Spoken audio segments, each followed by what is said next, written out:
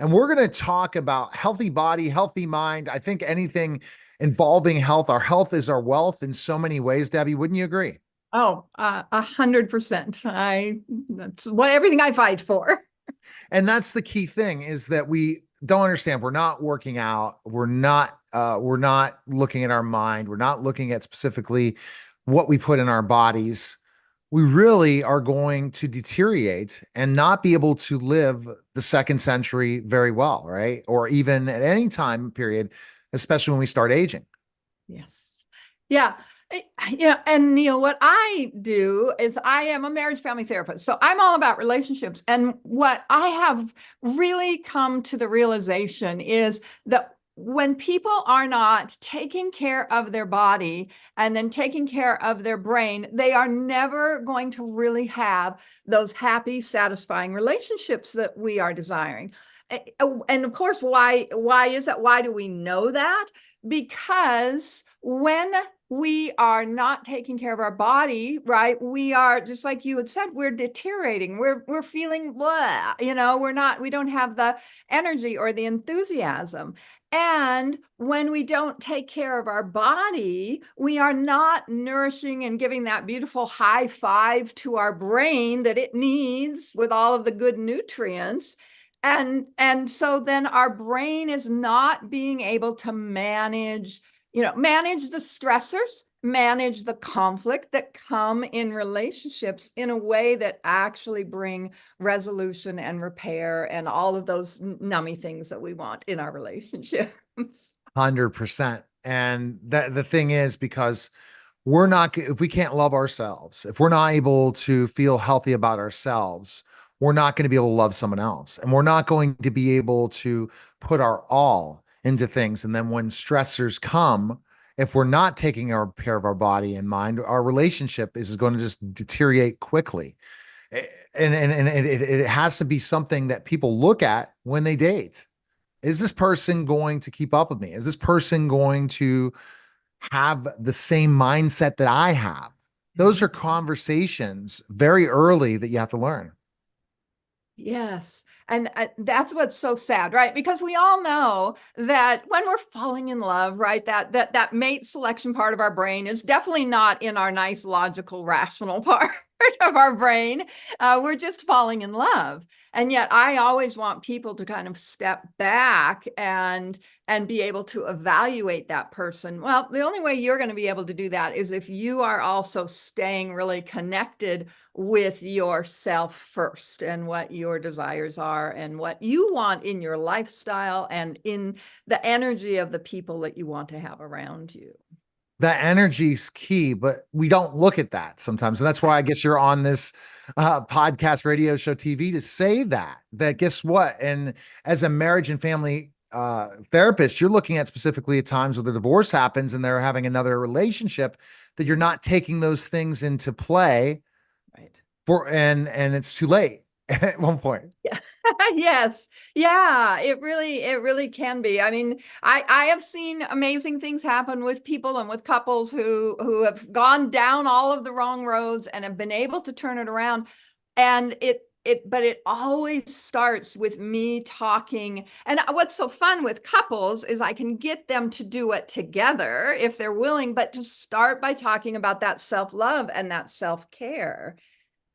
Because when we are not doing that, this kind of stuff, we all know the story, right? Of you get a bad night of sleep and then you go to work and your boss picks on you or something happens and you come home and then you kick the dog and you yell at your kids and you get in a fight with your wife, because all of those things are true. When we are not, in the midst of stress, knowing how to manage ourselves, saying, hey, I'm going to go take care of myself and get to the gym today or go for a good walk, and I'm going to eat good food for myself. When we do those things, I'm not saying any of us are perfect, right? But when we do those things, we are managing, we are training our brain, we are giving our brain what it needs that then can slow down before we say or do things in a way that does more damage in the relationships. And that's what we want to be able to do. Yeah. And if we don't, forget about it. Right. And then the relationship will falter and different things. There's a lot of things that need to be brought into a marriage and or even a serious relationship that you're going to have a lot more sacrifice than you think. Mhm. And everyone is all about it's over, it's done. We can't fix it. Yeah. And that's not true. And that's not true at all. And there's so much that can be done before it's over. You cannot, in so many ways, just break it off based on specific things because you're going to go to the next relationship and the same thing's going to happen again and Yeah. again and again, Yes. unless you yourself makes changes in your Yeah. health, your Mhm. mind, and also what you truly want. Yes, yeah. It's really funny. I was actually just a friend of mine who sent me a TikTok this morning, and TikToks. But it was so funny. This woman's like, "I decided I finally want to be happy, so I'm going to get a divorce." And then like 2 weeks later, you see her crying, and I'm like, "I can't do this." And this is the problem, right? Your happiness, if you want to have relationship happiness, it has to start with yourself. And find somebody that's like, "Okay, this is what we are determined to do. We are going to bring in good nutrition into our family. We're going to bring in good, we're as a family, we're going to exercise. We're going to do all of these things so that we are spiraling in positive directions in our relationship, in our environment around us." And then you teach, and I really love, Neil, that you brought this up. Right, the issue of the patterns we repeat in the next relationship and the next relationship. And that's where, when you don't understand your brain, it's first nourish, take care of yourself, get your brain in the right place, and then do bring in self-awareness so that you're like, this pattern is something actually that's familiar to my childhood, and now I'm doing it here with my spouse. Let's rework that. And that's the training of the brain. When you actually, train the brain, but you can't do it when you're not even taking care of No, yourself. no, no, that's 100% because you think about it. You're training that brain, you're deciding these things, and then you're making the same decisions again. And then Yeah. once you're in the relationship, it's too late. And Mhm. this is the reoccurring theme of things. I guess ultimately the craziest thing is, and that's why a lot more people are single, is that you got to write down exactly what you're looking for, not getting another one that's going to be a train wreck for your life. Yes. Yeah. And that is tough because Mhm. ultimately there are people don't want to be alone. And there are people that are not that are fine being alone. Yeah. It's an interesting life we live, but we have to understand we constantly have to improve as human beings in health, wealth, mind, body, spirit every time because if we don't, Yes. Yeah. it's Yeah. over because Yeah. we're not going to attract the right people Mhm. and we're going to continue to drain our body and we're not going to be able to live a long life, a Yeah. long prosperous life, not Yeah. none of doubt.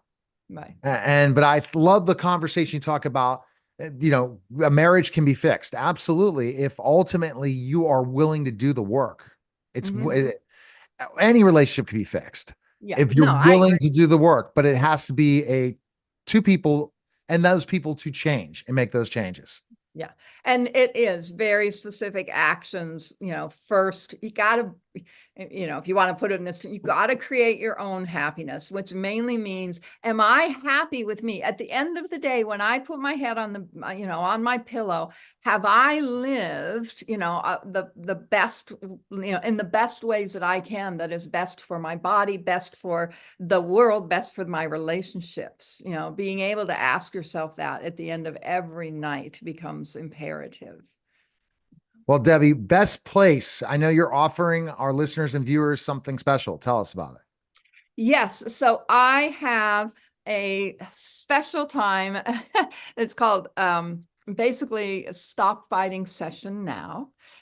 It's a 30-minute session where, if you know that you are in your relationship and there are some things that you're struggling with and you want a personalized plan around specific areas, and it's probably going to be some around taking care of your own body and then training your own brain, but we will come up with a very personalized plan for you. And you can sign up for that time with me at timewithdebbie.com. All right. Thank you again, Debbie. Great Thank you. information.